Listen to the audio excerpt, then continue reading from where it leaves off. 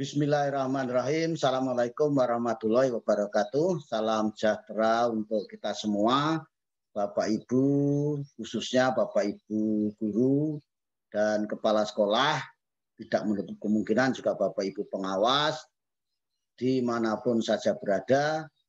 Jumpa lagi dengan saya, Dalyono dari LPMP Provinsi Kalimantan Timur, dalam acara atau forum tanya jawab terkait dengan jabatan fungsional guru dan angka kreditnya.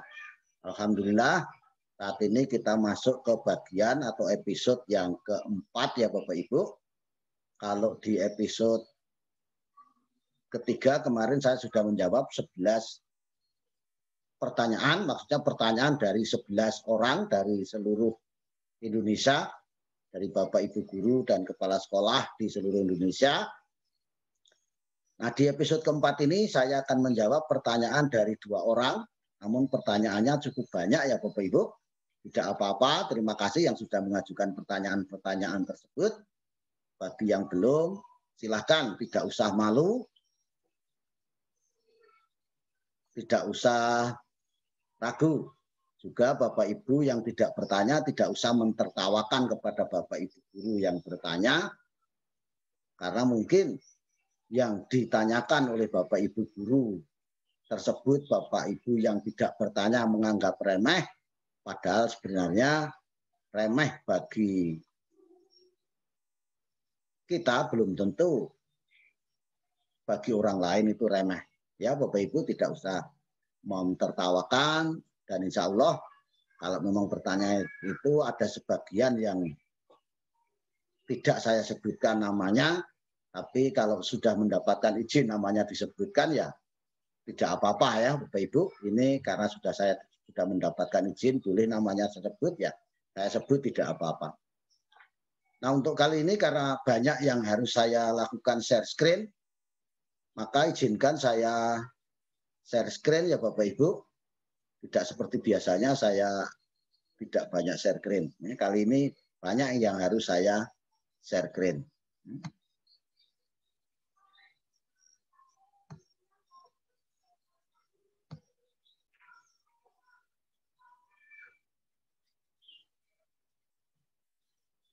Nah ini pertanyaannya Bapak Ibu, pertanyaan yang nomor yang ke-12. Assalamualaikum warahmatullahi wabarakatuh. Waalaikumsalam warahmatullahi wabarakatuh. Pak mau tanya, pada paparan Bapak pada saat webinar tentang praktek menulis buku pedoman guru atau BPG yang diselenggarakan IGI Sulawesi Tengah hari Sabtu 13 Februari 2021 yang lalu, juga pada bahan tayang yang Bapak bagikan tertulis bahwa berdasarkan aturan baru Permenaker RB nomor 16 tahun 2009, jumlah angka kredit unsur utama itu minimum 80% dan angka kredit unsur penunjang itu maksimum 20%. Sedangkan berdasarkan aturan sebelumnya itu unsur utama minimum 90% dan angka kredit penunjang maksimum 10%. Pertanyaannya, benarkah begitu Pak? Ini dari Bapak Andi, guru SMP di Sulawesi Selatan. Terima kasih Pak Andi. Memang itu sebenarnya ada kesalahan ya, mestinya terbalik itu. Mestinya yang berdasarkan aturan baru, unsur utama itu yang 90% minimum, dan unsur penunjang maksimum 10%. Nah, aturan yang lamanya yang unsur utamanya 80% minimum dan unsur penunjang maksimum 20%. Nah, mudah-mudahan ini Pak Ludi Bambang Sasongko, salah satu penyelenggara dari IGI Sulawesi Tengah, juga Ibu Indah selaku host, dan juga Pak Andrianus ya. Mungkin bisa nanti video YouTube ini bisa dibagikan kepada teman-teman supaya kesalahan itu bisa saya ralat pada saat ini sehingga saya tidak lagi mengajarkan ilmu sesat. Ya, jadi sekali lagi terima kasih Pak Andi, ya, sekaligus saya ralat yang benar itu di aturan baru itu unsur utama itu minimum 90% dan penunjang maksimum 10%. Kalau yang aturan lama itu yang minimum unsur utama 80% dan unsur penunjang maksimum 20%. Nah, itu ada di sini ya Bapak Ibu. Di YouTube-nya itu ini saya tayangkan. Saya yang terakhir ini WA, kalau yang depan ini tidak ada WA-nya, tidak saya pasang WA Bapak Ibu. Silakan difoto saja, kalau dicatat nanti kelamaan. Baik Bapak Ibu, tadi Bu Indah sudah menyampaikan di sini kesalahannya ya Bapak Ibu. Permenakan RB nomor 16 tahun 2009 ini ya, bahwa yang dinilai angka kredit Bapak Ibu dalam jabatan fungsional sebagai guru itu ada 2 unsur, yaitu unsur utama maksimum ini salah minimum Bapak Ibu ya. 80%, ini harusnya kalau aturan lama itu 90%. Ini kebalik ya. Kemudian unsur penunjang itu maksimum 20%. Kalau yang aturan lama 10%. Nah, ini pernyataan unsur saya utama itu ada 3, yaitu pendidikan, artinya pembelajaran bagi guru mapel, guru kelas, aturan baru kalau itu guru BK itu pembimbingan. Aturan dan yang lamanya ketiga adalah unsur PKB atau pengembangan barunya berkelanjutan. Maksimum 10%. Singkat saja ini sudah semuanya. Aturan lamanya PKB ada 3 ya. 10%. Jadi pengembangan diri yang kita saya singkat kira PD. untuk ini sampai di sini saja Bapak Ibu ya. Jadi kesalahan itu kali ini saya ralat.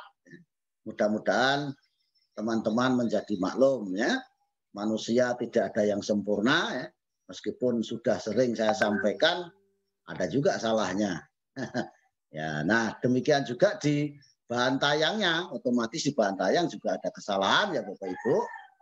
Nah, ini di bahan tayangnya tolong nanti dibetulkan. Nah, di sini mudah-mudahan nanti Ibu Sul Fajriani Indah, Pak Ludi Bambang Sasongko, dan Pak Andrianus bisa membantu saya, bisa menyampaikan ralat ini kepada peserta yang hadir, di mana yang hadir pada saat itu 500 lebih ya. Masih ada yang nunggu di luar, tidak bisa masuk lagi. Ya. Nah, ini, di sini Bapak Ibu ya. Nah ini tadi sudah saya sampaikan. Nah di sini tertulis begini. Jadi unsur utama itu minimum 80%, unsur penunjang maksimum 20%. Tertulisnya begini. Ini salah ya Bapak Ibu, yang benar begini. Ya. Jadi saya ralat menjadi begini. Ya. Nah, jadi tolong nanti Bapak Ibu itu dibetulkan. Tidak lagi 80%, tapi unsur utama itu minimum 90% berdasarkan aturan baru. Nah, kemudian unsur-unsur penunjang itu maksimum 10%. Nah, jadi kesalahan sudah saya perbaiki. Mudah-mudahan saya tidak termasuk mengajarkan ilmu sesat. Nah, jadi mohon maaf Bapak Ibu atas kesalahan dan ketidaknyamanan ini. Sekali lagi, tolong nanti kalau Bapak Ibu menggunakan bahan tayang saya, ya tolong yang awalnya ini tertulis 80% ganti 8 jadi 9, yang ini semula 20% menjadi 10%. Nah, sekali lagi terima kasih Pak Andi atas pertanyaannya sehingga saya ada kesempatan untuk meralat. Itu pertanyaan yang pertama atau pertanyaan yang ke-12. Sudah saya jawab Pak Andi ya, dan juga Bapak Ibu yang lain. Kemudian pertanyaan ke-13, 14 dan 15 mungkin saya bacakan sekaligus saya jawab ya Bapak Ibu. Maaf Pak, saya mau tanya. Saya naik pangkat dari golongan 3A ke 3B tahun lalu. Tahun 2020 maksudnya Bapak Ibu ya. TMT 1 April 2020. Pertanyaannya, penilaian kinerja guru dan SKP saya di tahun 2020 itu saya dinilai, maksudnya PK gurunya dinilai berdasarkan golongan 3A ataukah 3B. Demikian juga SKP-nya. Karena SKP itu kan disusun bulan Januari tahun 2020. Saat itu Pak Aprisal Al-Nahli ya, dari SMP di NTT, Nusa Tenggara Timur, itu masih golongan 3A, sedangkan 1 April sudah golongan 3B. Apakah SKP-nya disusun dengan dasar golongan 3A ataukah 3B? Tuh pertanyaannya. Ini langsung saya jawab, Pak Nahli dan juga Bapak Ibu yang lain. Awalnya saya berpikir 2020 ya, karena SKP itu disusun bulan Januari. Tetapi setelah saya pertimbangkan, golongan Bapak sudah 3B per 1 April. Sedangkan nanti untuk Bapak Ibu penilaian angka kredit, penilaian kinerja guru, itu penilaian kinerja guru itu kan dinilai akhir tahun 2020. Sekitar bulan September, Oktober, November, Desember, Bapak Ibu paling lambat Desember ya. Dan Bapak Ibu nanti akan naik. Bapak Nahli ini akan naik dari 3B ke 3C, bukan 3A ke 3B lagi. Juga banyak bulannya. Di golongan 3A kan Januari, Februari, Maret. 3 bulan. Berarti yang 9 bulan itu sudah golongan 3B.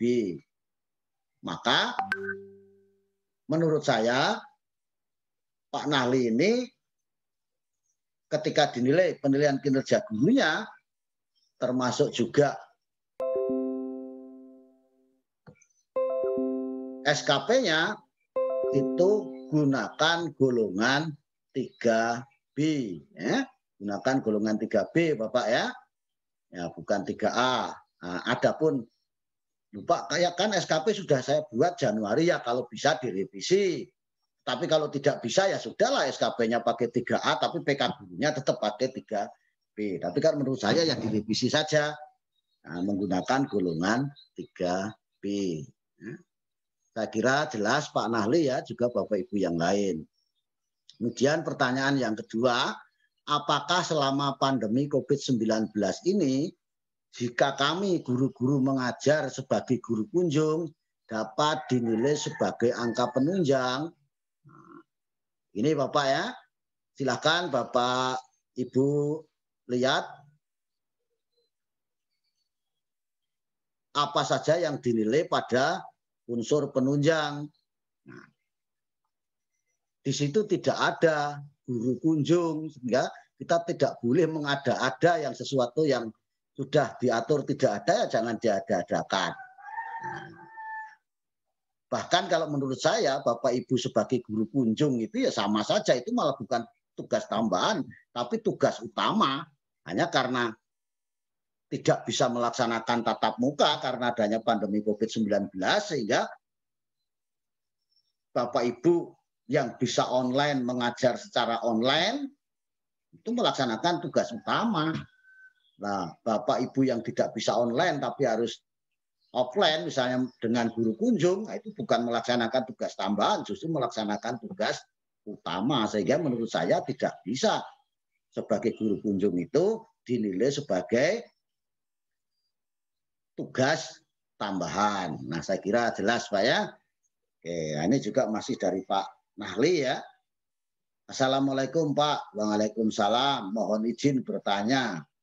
Untuk poin 4 pada unsur utama menjadi pengawas penilaian dan evaluasi terhadap proses dan hasil belajar, baik pada SKP maupun pada buku pedoman guru ya Bapak Ibu.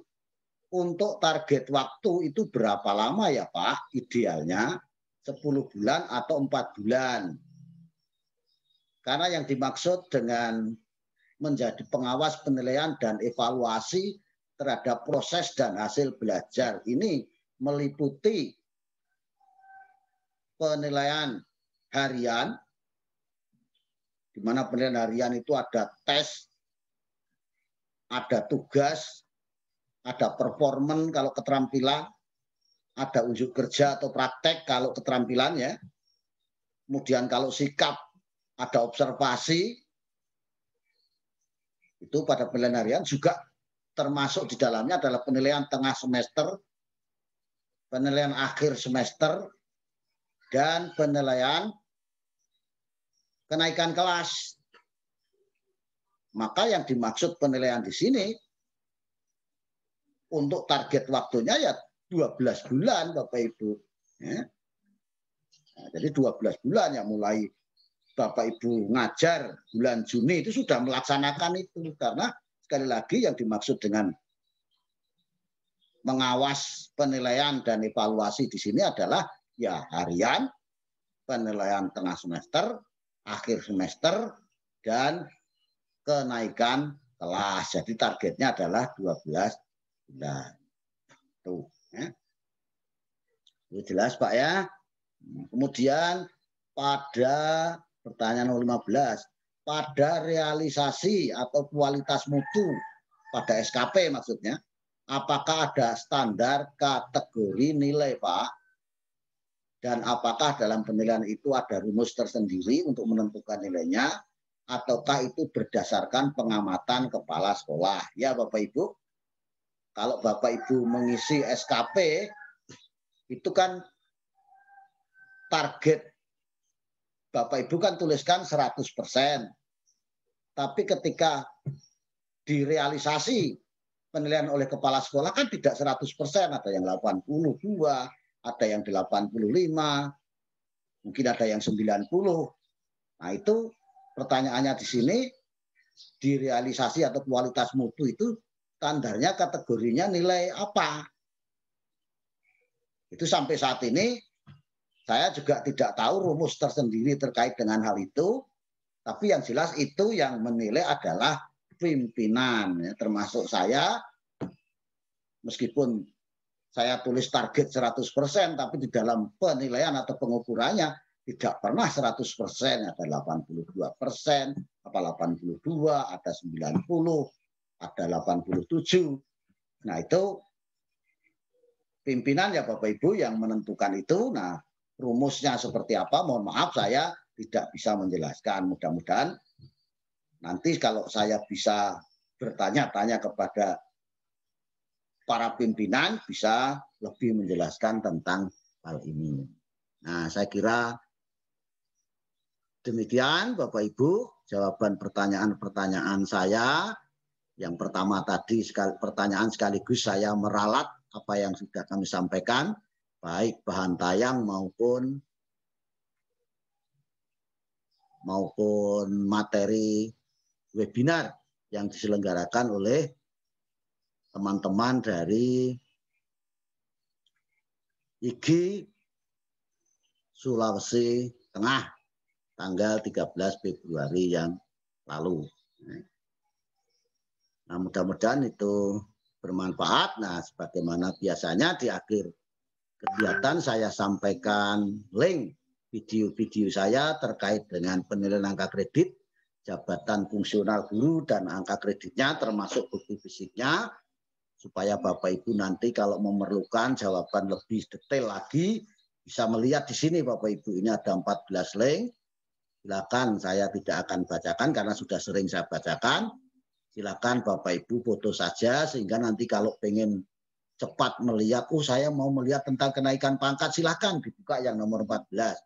Saya mau melihat bagaimana contoh-contoh perhitungan dari hasil penilaian kinerja guru, kemudian dikonversi sampai menjadi nilai angka kredit, ya silakan nanti dilihat pada video tutorial yang nomor 2 dan nomor 3. Ya silakan Bapak Ibu kalau difoto ya.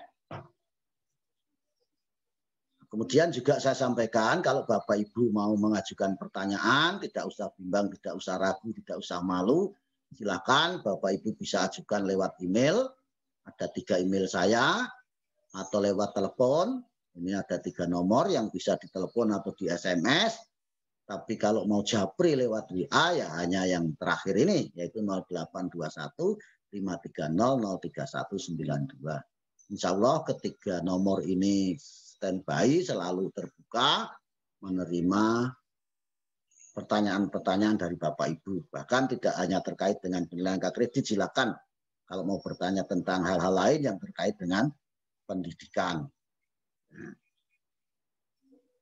Bahkan kalau ini juga mau difoto sehingga nanti kalau Bapak Ibu mau bertanya lebih mudah. Bahkan miss call juga boleh ya Bapak Ibu. Oh ya, jangan lupa Bapak Ibu subscribe-nya. Terima kasih yang sudah subscribe, like, and share. Bagi yang belum, ditunggu. Nah, itu Bapak Ibu. Nah, kiranya demikian episode keempat. Kalau nanti masih ada pertanyaan-pertanyaan lagi, insya Allah akan saya sambung dengan episode atau bagian kelima dan seterusnya. Tapi kalau sudah tidak ada pertanyaan ya cukup sampai episode 4 ini. Mungkin nanti ganti acara yang lain lagi. Sekali lagi, mohon maaf. Pertama, terima kasih Pak Andi yang telah mengajukan pertanyaan sehingga saya ada kesempatan untuk meralat bahan paparan maupun apa yang saya sampaikan pada saat webinar pada tanggal 13 Februari 2021 yang lalu pukul 19 sampai 21 waktu Indonesia Barat. Kalau waktu di tempat saya saat itu, waktu Indonesia Tengah ya pukul 20 sampai pukul 22. Meskipun waktu itu sampai pukul 22 lewat ya. Tidak apa-apa, tapi semuanya alhamdulillah meskipun ada sedikit kendala saat itu berjalan lancar dan pesertanya cukup banyak ya, 502 yang masuk menurut informasi dari Pak Ludi.